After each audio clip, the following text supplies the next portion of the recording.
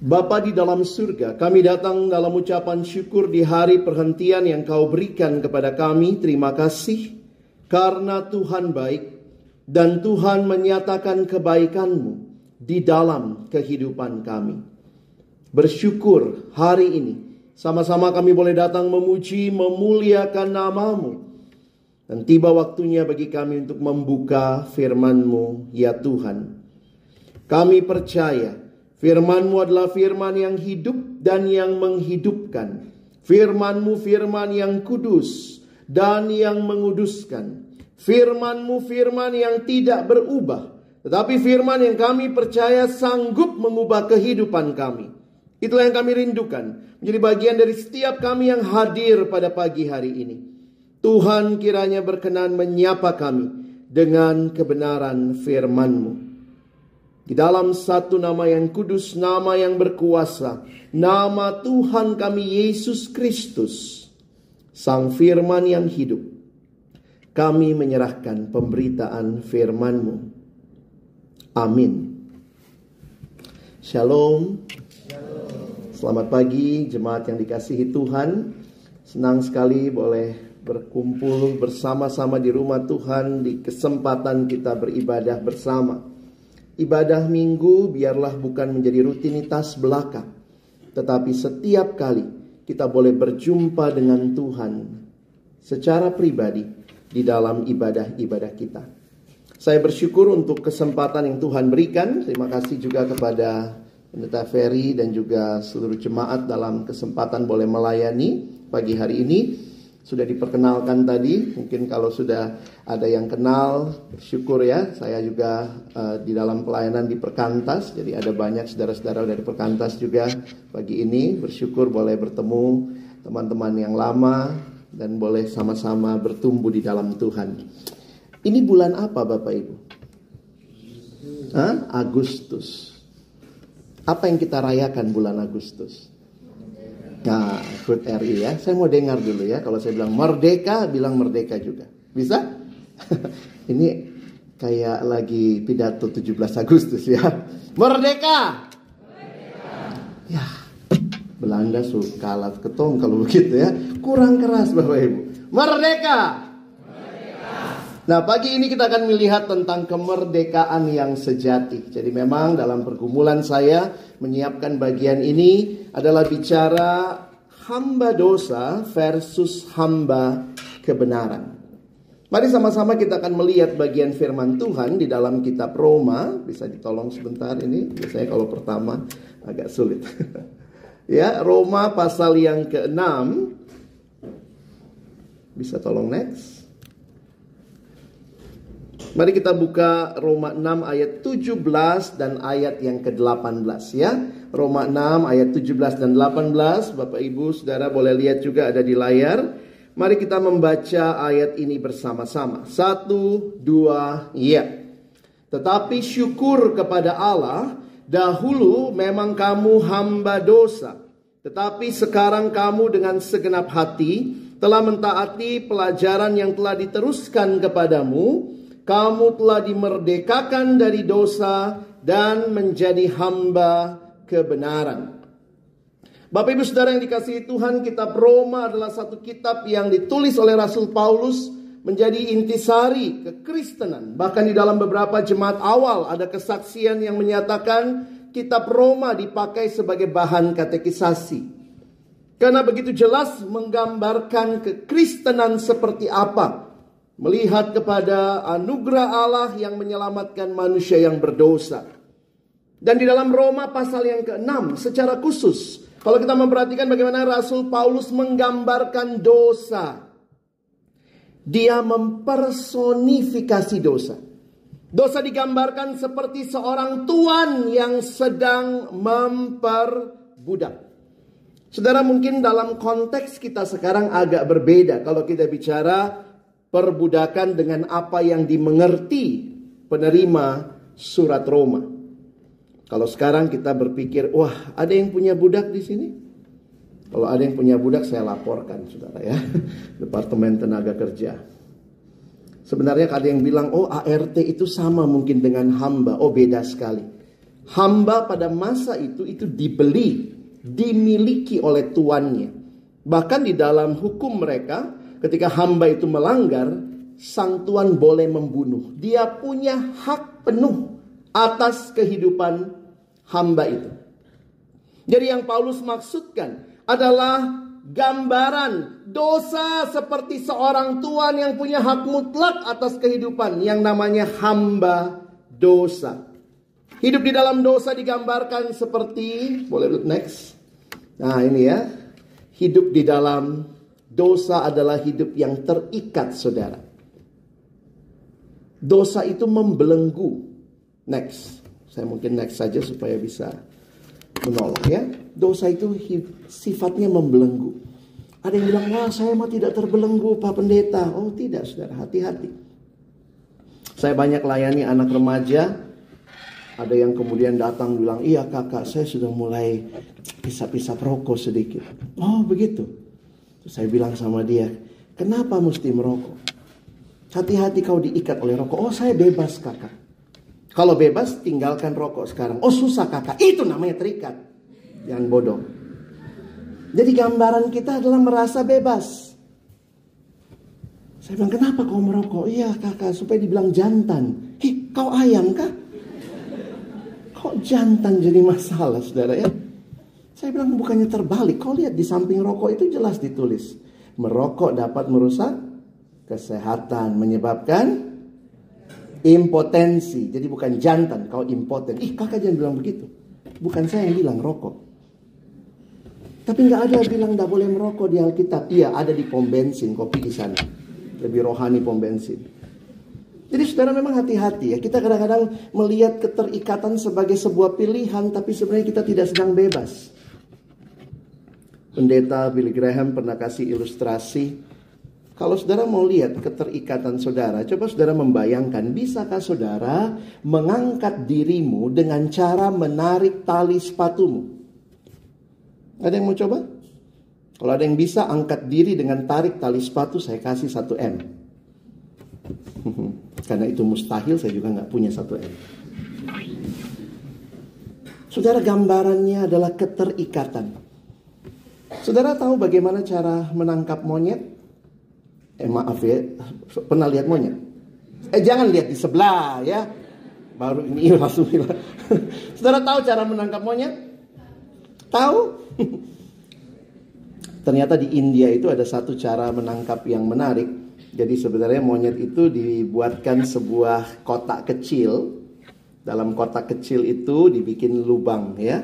Lalu kemudian di dalam lubang itu, di dalam kotak itu ditaruh pisang atau kacang. Itu makanan kesukaan monyet ya. Kalau kamu suka juga, kamu bukan monyet, ingat itu ya. Nah jadi biasanya monyet itu kalau dia lihat ada kotak itu, dia lihat di dalam ada pisang kacang, dia kasih masuk tangan begini. Begitu dia genggam, dia tarik keluar, sonde bisa. Tidak bisa keluar ini. Maka monyet cuma punya 2 pilihan, saudara. Melepaskan itu, lalu dia bebas, atau dia tetap pegang. Dan saudara tahu apa pilihannya? Banyak monyet besok paginya tertangkap dengan damai. Ya, sambil terus memegang. Ya, coba lihat next ya. Saya nggak punya fotonya. Ini monyet agak lebih... ini lebih keren sedikit saudara ya, pakai HP. Jadi ini gambaran keterikatan. Kadang-kadang kita rasa, oh saya masih bebas, saya bebas melakukan apa yang saya mau. Tapi ketika kita melakukan apa yang kita mau dan itu tidak sesuai dengan kehendak Tuhan, sebenarnya kita ada dalam keterikatan. Kita sedang menggenggam apa yang mungkin kita rasa enak. Dan Alkitab dengan jelas mengatakan next. Sebab upah dosa ialah maut. Maut yang digambarkan adalah kematian yang kekal. Sehingga saudara, inilah realita apa yang dialami semua manusia di dalam dosa. Semua manusia di dalam dosa, Roma 3:23 mengatakan, semua orang telah berdosa dan telah kehilangan kemuliaan Allah. What is the real pandemic? Apa pandemi yang sesungguhnya? Sebenarnya bukan COVID, saudara ya. Saya yakin juga di sini ada yang tidak kena COVID. Ya, berarti pandemi itu melanda seluruh dunia sebanyak tempat, tapi ternyata tidak semua orang kena. What is the real pandemic? Actually the real pandemic is sin. Dosa melanda semua orang. Tidak terkecuali tua, muda, miskin, kaya, laki-laki, perempuan. Tidak ada yang bisa berkata, saya tidak berdosa. Dalam satu KKR yang pernah kami layani, ada kesaksian ya. Biasa kan habis KKR ada konseling ya. Tadi malam juga kita ada konseling begitu ya. Nah, waktu konseling biasanya kan kakaknya itu bacakan lagi ayat-ayat ya. Lalu kakaknya bilang, mari adik-adik kita baca Roma 3 ayat 23. Lalu adiknya mulai baca. Karena semua orang telah berdosa dan telah kehilangan kemuliaan Allah. Lalu ini kakaknya mau lebih tegas lagi. Coba kau ganti semua. Kata semua itu. Ganti dengan saya. Ya, jadi karena, lalu adik itu mulai baca. Karena kakak telah berdosa dan telah kehilangan kemuliaan Allah. That is really true. Ini kejadian benar saudara ya. Jadi saya waktu dengar kesaksian habis KKR itu ya. Siapa yang berdosa? Cuma adik yang dikonseling? Kakak juga. Karena kakak telah, makanya saya hati-hati sekarang ya. Jangan ganti dengan saya, ganti dengan kau punya nama ya. Karena Alex telah berdosa. Kenapa? Kalau saya karena kakak. Saudara ya. Inilah realita. Dan upah dosa adalah maut. Tapi puji Tuhan. Kekristenan mengatakan Yesus datang membawa kemerdekaan. Next. Saudara lihat. Mari kita baca sama-sama Galatia 5 ayat yang pertama. 1, 2 ya. Supaya kita sungguh-sungguh merdeka. Kristus telah memerdekakan kita. Maka pertanyaannya bagi kita, next slide. Saudara lihat ya, bagaimana Yesus membebaskan kita? Tentu kita sudah paham, sudah mengerti bahwa dia datang sebagai juru selamat. Katekismus mengingatkan kita, kekristenan bukan apa yang saya lakukan bagi Allah yang menyelamatkan saya. Tetapi apa yang Allah lakukan bagi saya, itulah yang menyelamatkan. Keselamatan bukan karena perbuatan baik. Kalau perbuatan baik saudara dan saya bisa menyelamatkan, siapa juru selamatnya? Puji Alex, pujilah juru selamat. Kalau saya bisa selamat karena perbuatan baik saya juru selamatnya. Tapi realitanya, next. Allah menebus dan membebaskan manusia dari dosa melalui pengorbanan anaknya Yesus Kristus. Satu-satunya jalan keselamatan kepada Allah. Dan ini dinyatakan di banyak bagian firman Tuhan secara khusus dalam tulisan Rasul Paulus. Next, saudara lihat. Kekristenan memilih salib. Sejak kira-kira abad ke-5 menjadi simbol kekristenan. Kenapa ini jadi simbol ya? Menarik juga ya. Kenapa salib jadi simbol? Sebelumnya kan itu pakai gambar ikan begitu ya. Terus kemudian gereja memilih salib kira-kira sejak abad ke-5 waktu saya baca sejarahnya. Karena kalau mau disimpulkan, inilah yang Yesus lakukan bagi kita di kayu salib. Saya kadang pikir gitu ya, kenapa nggak lambangnya kekristenan itu apa ya? Palungan misalnya ya. Coba kalau lambangnya palungan kan itu gramnya lebih berat nanti toh. Bagus nggak kalau di atas gereja saudara ada palungan begitu ya? Atau apa? Yesus kan tukang kayu kan? Kenapa kita nggak pilih lambangnya Kristen gergaji? Maju kau, saya gergaji kau. Saudara, yang dipilih adalah salib. Mengapa? Next. Karena di salib itu kita melihat dua hal saudara. Salib menunjukkan betapa seriusnya dosa-dosa kita. Tetapi di salib yang sama menunjukkan kasih Allah yang tidak terukur bagi kita. Setiap kali melihat salib, itu bukan romantisme semata-mata. Itu juga bukan kayak orang senang kekerasan saudara ya. No. Saudara pernah nonton Passion of the Christ ya? Saudara tahu ratingnya apa itu kan? Bukan rating buat anak-anak karena darah di mana-mana ya. Next. Yesus membayar harga yang sangat mahal untuk penebusan kita. Dulu ini diputar biasanya cuma pas Pasca ya. Sekarang Natal juga diputar ya. Karena dia punya lagu apa? Waktu kecil kita merindukan Natal. Terus tiba-tiba karena kita dia menderita. Di Natal ketemu berdarah-berdarah juga. Semua diputar. Tapi itulah. Menunjukkan bahwa betapa seriusnya pengorbanan Kristus bagi kita. Dan karena itu terjadi pertukaran besar, saudara. Great exchange. Kita yang harusnya berdosa, binasa, kita diselamatkan. Puji Tuhan. Next slide. Yesus, dia menyelamatkan, dia membebaskan dari belenggu dosa, dan memerdekakan kita. Sehingga kita bisa berkata next, I am free.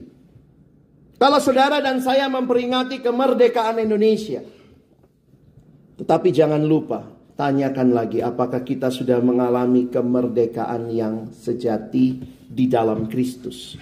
Karena apa? Next. Hanya Yesus yang bisa memberikan kehidupan yang baru. Kadang saya pikir siapa Yesus ini? Waktu saya mempelajari sejarah bahkan dibagi dua. Ada yang namanya sebelum Kristus, BC, before Christ. Para ateis sekarang tidak suka dengan BC sebagai before Christ. Maka dia pakai istilah before century.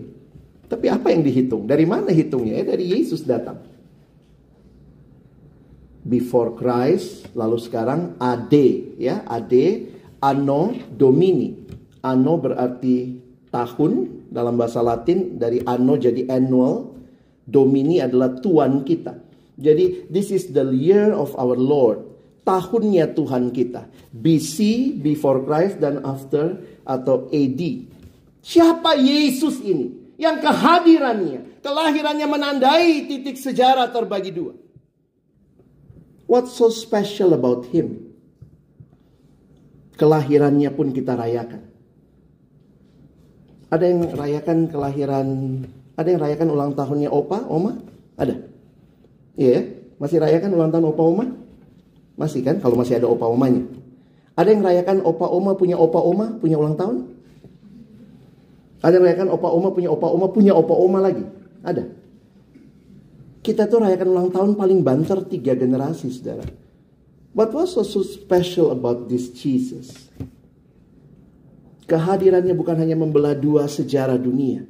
Kehadirannya dalam hidup kita menandakan manusia lama sudah berlalu. Manusia baru sudah datang. Kemerdekaan yang sejati membawa saudara dan saya next ke dalam new life. Nah, sekarang saya mau berhenti sebentar di sini untuk kita memikirkan our new life. Seperti apa hidup yang baru itu? Saudara, di dalam anugerah Tuhan kita bilang kita dibebaskan dari dosa. Enak ya? Wah, dibebaskan dari dosa. Tapi pertanyaannya, adakah kebebasan sejati? Apa itu kebebasan sejati? Karena kalau saya merenungkan, tidak ada kebebasan sejati. Atau begini, bukan tidak ada kebebasan sejati. Kebebasan sejati itu bukan berarti tidak ada keterikatan. Saya ulangi. Kebebasan sejati terkait dengan sebuah keterikatan. Loh, bebas kok terikat? Terikat kok bebas? Saya kasih contoh sebentar ya. Jangan tahan slide-nya. Satu waktu ada satu adik di pelayanan kami. Dia seorang perempuan. Dia kos di Jakarta karena dia dari luar kota. Waktu dia melayani bersama kami. Lalu kemudian perempuan, single, masih muda, kos, biar ada hiburan apa? Dia pelihara ikan mas di dalam akuarium. Bukan akuarium kecil di kamar dia beli, dia pelihara ikan mas ya. Karena kalau di kosnya tidak boleh pelihara anjing, dia pelihara ikan mas saja. Nah, lama-lama jadi anak ini setiap kali datang ke kantor karena nggak ada topik kali ya, belum punya relationship ya, belum bisa ikut KTB relationship tadi Pak Pendeta ya. Jadi selalu yang dia cerita apa? Ikan mas. Kak Alex, ikan mas saya nambah, sekarang sudah 2. Terus nanti beli lagi, Kak Alex, ikan mas saya. Jadi pagi-pagi kalau dia datang selalu, ikan mas, ikan mas. Ya sudah saya dengar gitu ya, mungkin itu yang dia sharingkan ya. Sampai waktu itu ikan masnya sudah mulai banyak di dalam akuarium kecilnya. Satu pagi tiba-tiba dia datang, dia bilang, Kak Alex, Tahu nggak? Apa? Tadi malam ikan mas saya bunuh diri. Next ya. Nah, saya nggak ketemu gambarnya, ini kira-kira begitu ya. Tadi malam ikan mas saya bunuh diri. Lalu dia cerita lah bagaimana pagi hari dia sudah menemukan 2 ekor ikan masnya sudah mati di atas karpet. Jadi ternyata malamnya itu, ya dia nggak tahu jam berapa waktu dia tidur masih aman. Dia bilang pagi-pagi saya menemukan 2 ekor ikan mas saya sudah bunuh diri. Kami bercanda ya, biasalah. Wah, mungkin ini 2 ekor ikan mas yang cintanya tidak disetujui orang tua. Gitu ya. Dia lompat begitu ya. Jadi waktu kita bahas-bahas itu. Tapi akhir pembahasan kami menegaskan apa? Ikan itu bebas di mana Bapak Ibu? Di dalam air apa di luar air? Hah? Di dalam? Airnya cuma sedikit begitu ya? Mana lebih bebas? Di luar kan lebih bebas. Bebas di dalam apa di luar? Di dalam ya. Mungkin dia bilang, oh saya ikan reformasi. Saya tidak butuh air. Maka begitu dia lompat keluar dari air. Begitu dia lompat dia MPP saudara. Mati pelan-pelan. Maaf yang lagi MPP ya. Dan itu kalau awalnya masih hidup kan. Awal tuh 2-3 menit, 5 menit. Bla bla bla bla bla gitu ya. Habis itu mati. Jadi saya mau tanya, ikan tuh ada kebebasan? Ada. Tapi dia bebasnya? Dia harus terikat kepada? There is no total freedom. Perhatikan baik-baik. Next, ini mungkin kalimat bisa kita cerna. Kita baca 1, 2 ya. Kemerdekaan mutlak atau kemerdekaan tanpa batas adalah sebuah pemikiran yang salah. Tidak ada such a freedom like that.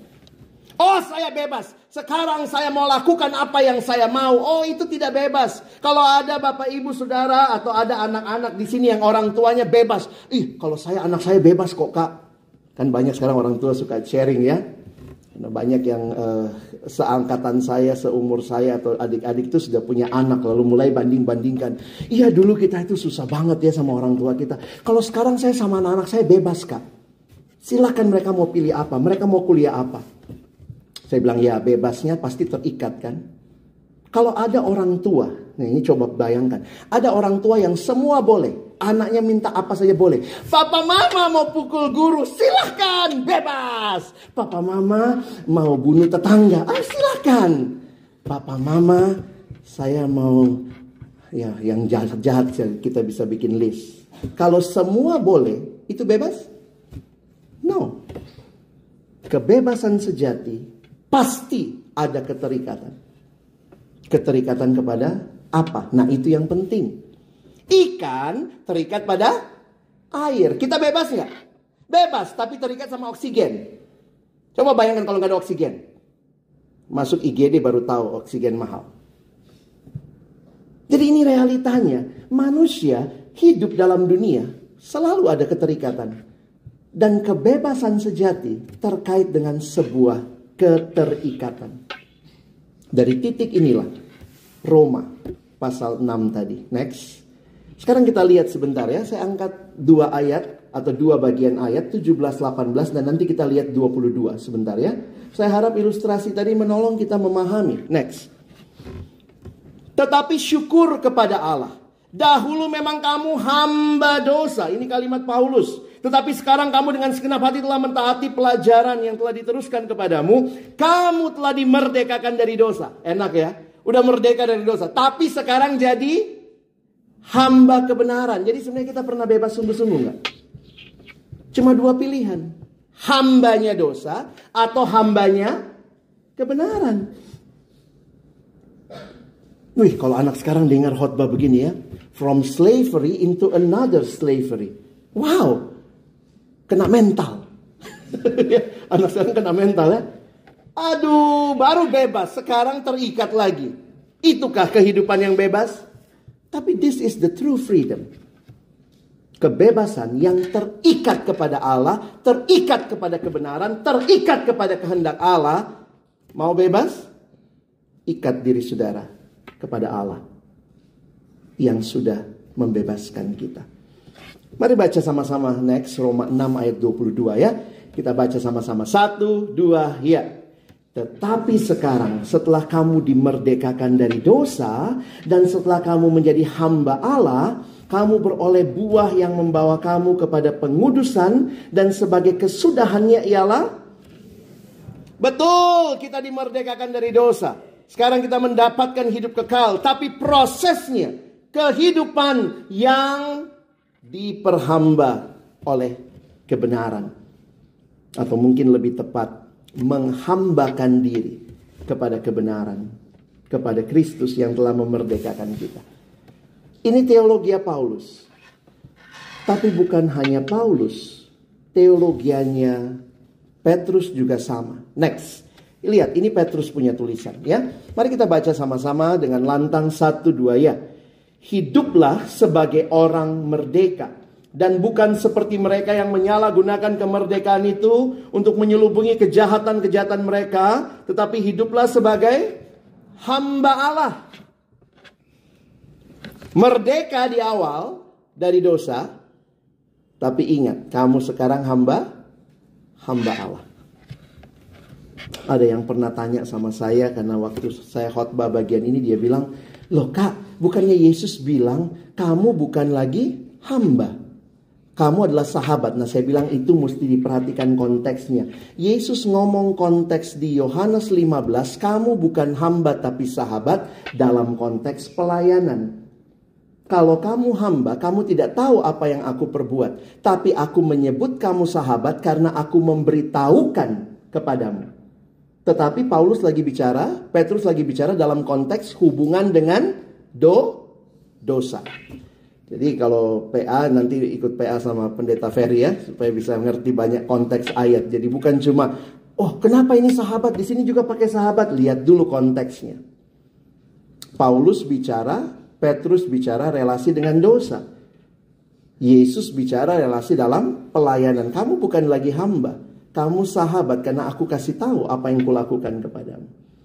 So hari ini, next, kita melihat hubungan antara anak Tuhan dan dosa.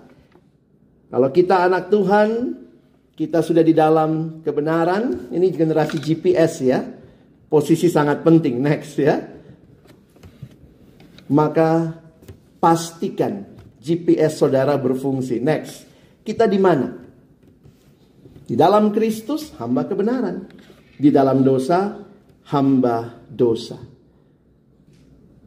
Next, our status in Christ has changed our relationship to sin.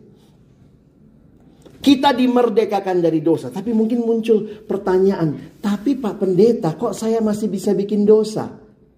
Saudara dan saya sesudah diselamatkan masih mungkin berdosa, tapi tidak lagi hamba dosa. Makanya Paulus pakai kalimat, nanti baca Roma pasal 6, dia bilang begini, kamu ini sudah merdeka, tapi jangan kamu menyerahkan dirimu kembali diperhamba. Maksudnya Paulus karena sudah merdeka dari dosa, jangan main-main lagi.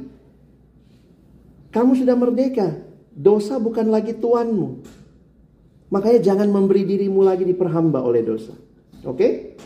Nah, perhatikan kalimat pendeta John Stott berikut ini ya. Next. Kita lihat. Sin and the child of God are incompatible.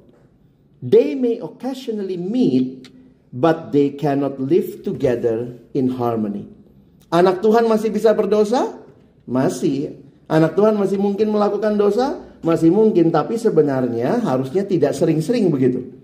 They may occasionally meet, but they cannot live together in harmony. Kalau kita anak Tuhan, kerinduan kita, saya mau hidup bagi Allah. Saya mau hidup dalam kebenaran. Hukum-hukum Allah jadi kesukaan kita.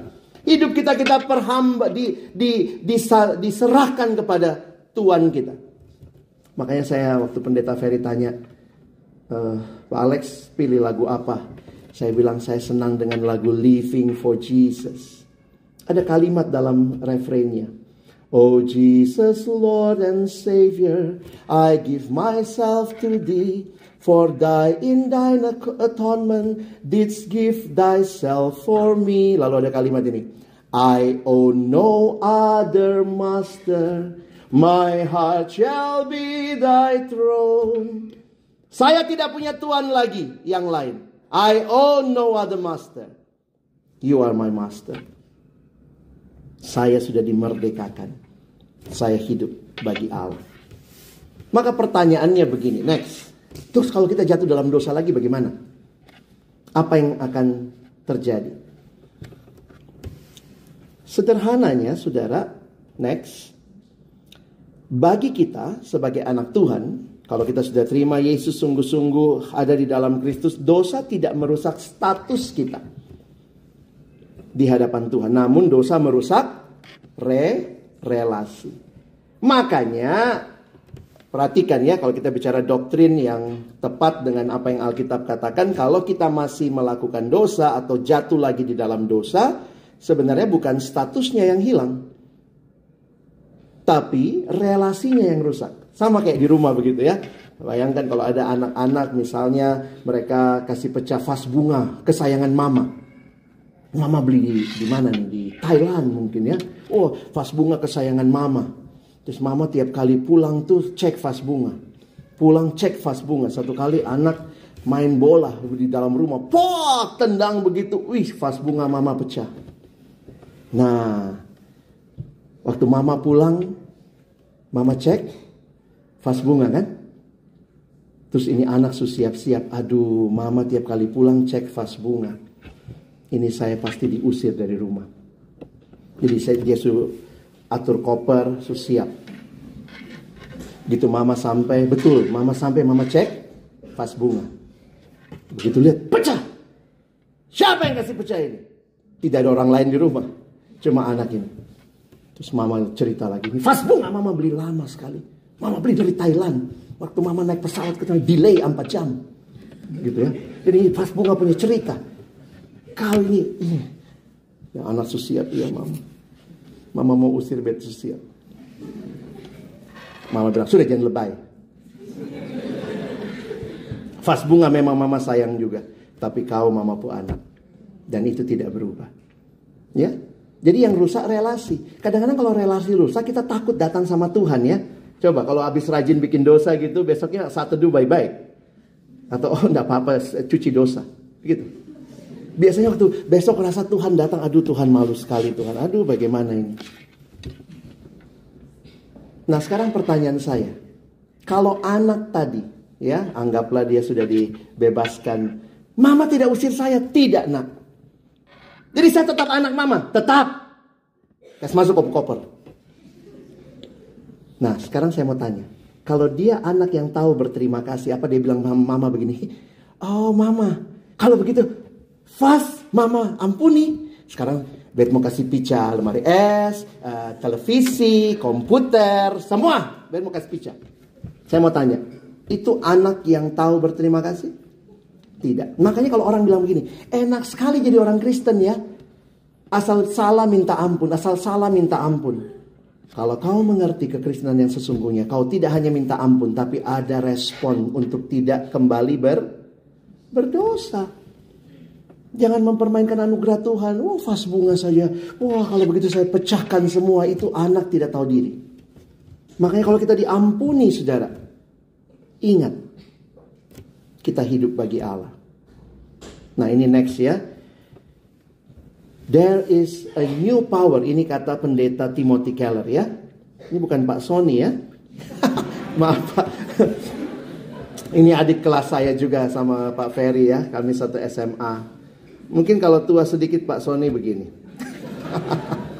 Ya. Pendeta Timothy Keller almarhum berkata, there is a new power at work in our life ruling us. Waktu kita di dalam Kristus, ada kuasa Roh Kudus diam di hati kita. Roh Kudus menolong kita untuk tidak terus berbuat dosa. Kalaupun kita mau melakukan dosa, suara hati yang diterangi Roh Kudus akan berkata, no, jangan. Makanya kalimat di Alkitab Paulus katakan, jangan padamkan roh. Jangan mendukakan roh. Nah ini ada kalimat dari Martin Luther. Next. Dia berkata begini. Saya tidak bisa melarang burung terbang di atas kepala saya. Tetapi saya tentu bisa menghentikannya membuat sarang di rambutku. Atau menghentikannya menggigit hidungku. Bagi saya ini satu kebenaran yang penting untuk kita lihat setelah kita hidup di dalam Kristus. Kadang-kadang kita bilang begitu ya, iya habis semua teman saya judi, jadi saya ikut judi. Habis semua teman saya porno, jadi saya porno. Habis semua teman saya gosip, makanya saya gosip. Saudara, pilihannya bukan sama teman saudara, pada diri saudara. Kita nggak bisa atur lalu lintas burung ya, lewat sana, nggak boleh lewat sini. Nggak bisa. Yang bisa kita lakukan atur hidup kita. Makanya kalau pengakuan dosa yang bertobat siapa? Ya kita yang bertobat. Jangan pas pengakuan dosa tadi ya, mari mengaku dosa pribadi.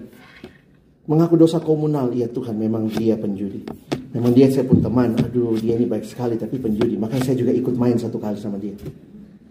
Saudara tidak mengaku dosa orang lain, saudara mengaku dosa saudara. Semua melakukan ketidakbenaran, ya, kita punya pilihan. Makanya jangan sampai panggil burung juga. Sini. Yang begitu ya. Mari sini. Baik rambu enak nih. Saudara, ini kebenaran yang kita harus ingat. Maka sikap yang benar kalau jatuh lagi dalam dosa apa? Next. Pertama, next. Disiplin pengakuan dosa. Puji Tuhan ya, gereja melakukan itu. Ya, gereja-gereja mari kita mengaku dosa kita. Karena ini realita kehidupan orang percaya. Jadi kalau ada yang bilang orang percaya sudah tidak bisa berdosa, kenapa gereja masih bikin pengakuan dosa? Itu menunjukkan kita butuh terus disucikan dan dimurnikan oleh Allah. Baharui relasi kita. Next. Nah ini harus terjadi. Bertobat dan sungguh-sungguh bertobat, bukan menyesal. Saudara tahu bedanya menyesal sama bertobat? Saya kasih contoh begini ya. Bertobat itu di dalam bahasa Yunani dipakai kata metanoia. Oh sorry ya, ada kamera ya. Metanoia itu berarti berbalik 180 derajat. Jadi misalnya kalau saya hadap sana, nah metanoia itu berbalik 180 derajat. Jangan 360 ya, balik ulang. Ya. Bertobat itu tinggalkan yang lama, kejar yang baru. Oke? Nah, apa bedanya bertobat sama menyesal? Menyesal tidak terjadi perubahan arah. Jadi sederhananya begini ya. Misalnya, kalau kita dari rumah nih, ibu-ibu ya, dari rumah mau pergi pasar, mau beli sayur, oke? Terus dia dari rumah, dia pergi pasar, waktu dia jalan, di tengah jalan dia sadar, aduh, lupa dompet di rumah. Ibu itu harus menyesal atau bertobat?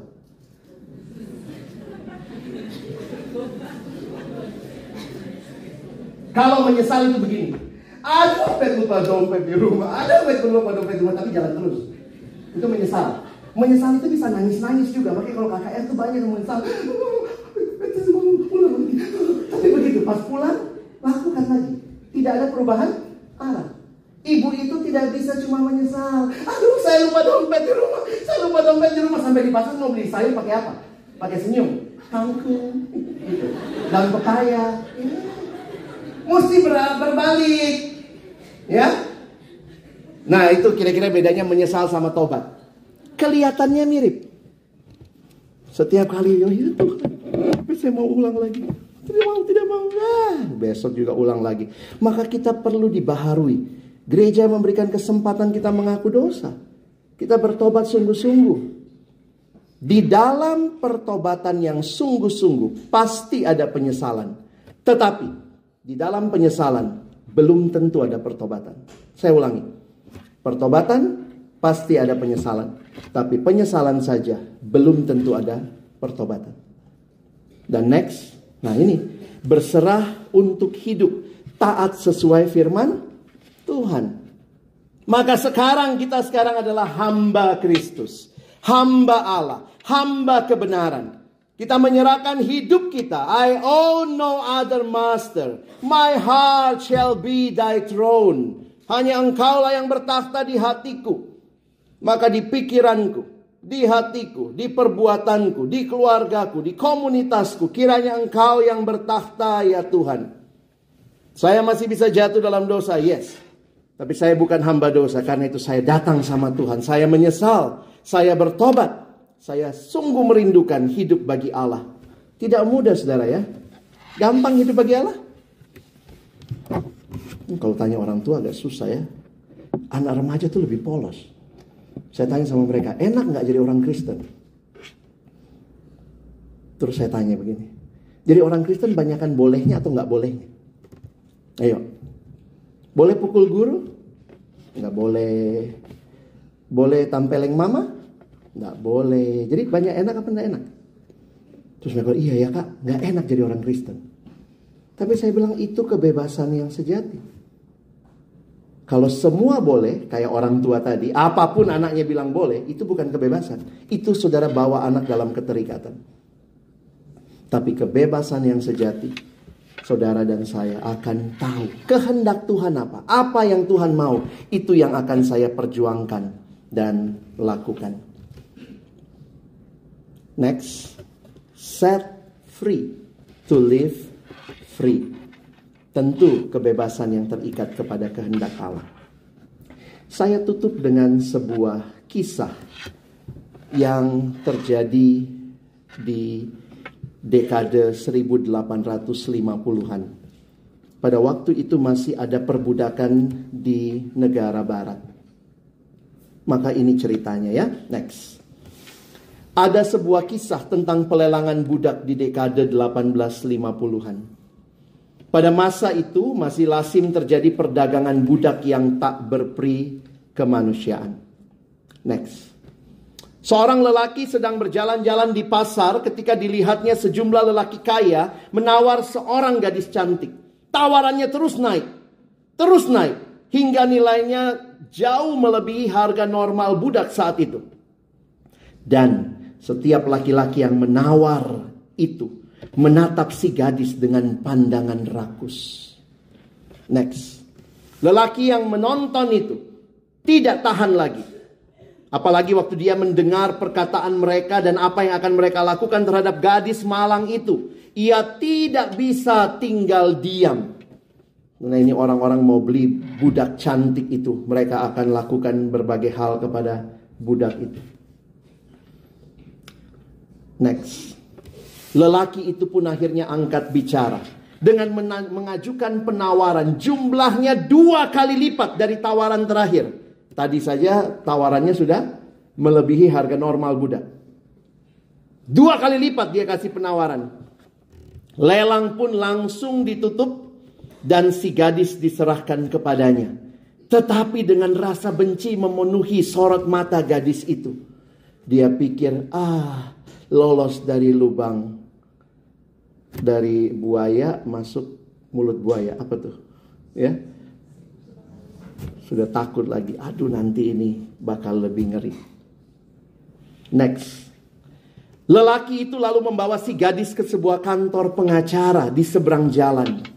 Setelah berbicara sebentar, lelaki itu menoleh kepada si gadis dan menyerahkan beberapa lembar dokumen kepadanya. Next.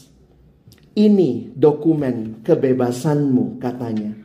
Kamu sudah bebas. Kaget perempuan ini. Next. Kebencian pada wajah si gadis langsung lenyap. Berganti dengan kekagetan yang luar biasa. Next. Anda membeli saya untuk membebaskan saya? Next. Ya, jawab si lelaki. Kamu sudah bebas. Next slide. Si gadis langsung bersujud dan menangis di bawah kakinya. Saudara tahu dia bilang apa? Next. Tuan, Anda membeli saya untuk membebaskan saya. Sekarang yang saya inginkan dalam hidup ini hanyalah menjadi milik Tuan. Engkau sudah beli saya untuk membebaskan saya. Maka biarlah saya jadi hamba-Mu seumur hidupku. Yesus menyerahkan nyawanya bagi kita. Jangan takut anak remaja, jangan takut. Masuk lagi perhambaan, kena mental lagi saya. No. You have a master now. Kamu punya Tuhan yang bahkan sudah berikan seluruh hidupnya kepadamu supaya engkau merdeka. Dan karena engkau merdeka, kau berkata, I own no other master. My heart shall be your throne. Pertanyaan penutup bagi kita sekalian. Next. Apakah saudara bersedia memberikan seluruh hidupmu kepada Yesus yang bahkan telah memberikan seluruh hidupnya untuk membebaskan saudara dari dosa. Jawablah pertanyaan ini lewat hidup saudara sehari-hari. Tuhan menolong kita boleh jadi pelaku firman-Nya. Amin. Mari berdoa. Dalam hidup yang cuma satu kali ini, biarlah kami tidak menjadi hamba dosa, tapi kami menjadi hamba Allah, hamba kebenaran, hidup bagi Allah. I own no other master, my heart shall be thy throne. Terima kasih Tuhan, biarlah di bulan kemerdekaan ini, yang banyak hal di sekitar kami dibicarakan, merdeka, merdeka, merdeka. Kami mengerti, kemerdekaan sejati adalah kemerdekaan yang terikat kepada kehendak Allah, terikat kepada pemilik hidup kami, Yesus Kristus, yang bahkan sudah memberikan seluruh hidupnya bagi kami. Tolong kami bukan cuma jadi pendengar firman, tapi sungguh jadi pelaku-pelaku firman-Mu. Dalam nama Yesus kami berdoa. Amin.